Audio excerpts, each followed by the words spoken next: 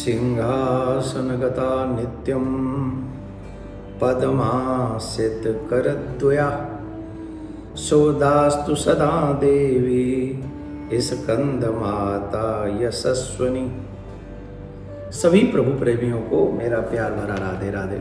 आज हम इस वीडियो में जो चर्चा करने वाले हैं वो 5वें नवरात्रि की चर्चा करेंगे। 5वें नवरात्रि में स्कंद माता की पूजा की जाती है। स्कंद माता का स्वरूप एकदम बहुत सौंदर्यमय, वात्सल्यमय, अद्वितीय, अद्भुत है। वात्सल्य की मूर्ति है माँ। मान्यता के अनुसार संतान प्राप्ति हेतु माँ स्कंद माता की पूजा की जाती है। इस वीडियो को ध्यान से सुनना। जिन गृहस्थियों के घर में संतान नहीं है उन लोगों को भी स्कंद माता की पूजा मन क्रम वचन से करनी चाहिए, निष्ठा से करनी चाहिए, क्योंकि वो वात्सल्य की मूर्ति है। वो संतान प्राप्त करा सकती हैं, वरदान दे सकती हैं। पहाड़ों पर रहकर संसारिक जीवों की नव चेतना का निर्माण करने वाली स्कंद माताएं कहते हैं कि इनकी कृपा से मूढ़ भी ज्ञानी हो जाते हैं। स्कंद नाम है कुमार कार्तिकेय का। कुमार कार्तिकेय की मां होने के नाते इन्हें स्कंद माता के नाम से जाना जाता है। इनके विग्रह में भगवान स्कंद बाल रूप में इनकी गोद में विराजमान है। इस देवी की 4 भुजाएं हैं। ये दाईं तरफ की ऊपर वाली भुजा से स्कंद को गोद में पकड़े हुए हैं। नीचे वाली भुजा से ये कमल पुष्प धारण किए हुए हैं। बाईं तरफ की ऊपर वाली भुजा से वरद मुद्रा में है और नीचे वाली भुजा से कमल पुष्प है।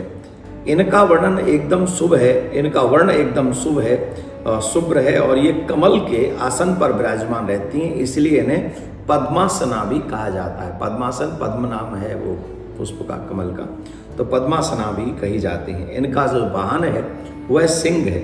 स्कंद माता की जो कथा है वो कुमार कार्तिकेय की रक्षा के लिए इनका प्रादुर्भाव हुआ है। आदि शक्ति के रूप में प्रकट हुई तब इंद्र भी इनके नाम से भयभीत हो गया था। इनके स्वरूप को देखकर इतना भयभीत, इतना डर गया था कि पूछो ही नहीं। फिर तो वो कांपने लग गया था। अपने प्राण बचाने के लिए देवी से क्षमा याचना करने लगा। कुमार कार्तिकेय का एक नाम स्कंद भी है, इसलिए माता इनको स्कंद माता भी कहते हैं। इंद्र देवताओं सहित स्कंद माता के नाम से देवी की स्तुति करने लगा और उनके इसी रूप की पूजा किया। इस समय से ही देवी अपने 5वें स्वरूप में है और तभी से इनकी पूजा की जाती है। जो भी मनुष्य इनकी पूजा करता है, इनको भजता है, इनकी उपासना करता है, उन्हें ज्ञान की प्राप्ति होती है, अतुल बल की प्राप्ति होती है, शत्रुओं के ऊपर विजय प्राप्त करने का अवसर प्राप्त होता है। यह भी हम बताएंगे आपको। इसलिए जो मनुष्य इनकी पूजा करता है उनको सहज में मुक्ति प्राप्त हो जाती है। इनके पूजन से अलौकिक तेज की प्राप्ति होती है, जो हमने आपको बताया। जिनके गृहस्थ में संतान नहीं है, माँ की पूजा, स्कंद माता की पूजा करनी चाहिए। उन्हें बहुत बड़ा लाभ इसमें मिलेगा। स्कंद माता को जो भोग लगाना चाहिए वो केले का भोग लगाना चाहिए। स्कंद माता को केले का भोग बहुत पसंद है, इसलिए उनको भोग लगाना चाहिए। स्कंद माता को लाल रंग के ही फूल अर्पण करने चाहिए। और फिर स्कंद माता का जो बीज मंत्र है, जो जिसको हम मंत्र कहते हैं, जिसे आप नवरात्रि में माता रानी के सामने बैठकर जो हमको पूजन करना चाहिए, जो पूजा मंत्र है, उनके इस मंत्र के जाप से हमें सामर्थ्य और शक्ति प्राप्त होगी। वो क्या है वो आप लोग ध्यान से सुने और हो सके तो इस श्लोक को आप अवश्य बोले। इसमें बहुत कुछ है।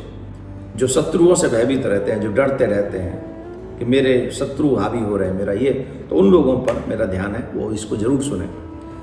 महावले महोत्साहे महाभय विनाशिनी त्राहि माम स्कंद माते शत्रु नाम भयवर्धनी।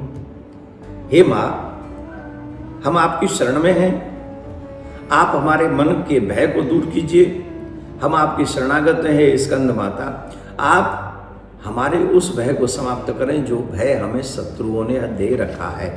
हमें आप उस भय से मुक्त कर दें, जिससे, क्योंकि शत्रु संसार में आप कुछ भी न करो तो भी कई लोगों के शत्रु होते हैं। माँ स्कंद माता की पूजा करने से कार्यों में सफलता प्राप्त होती है।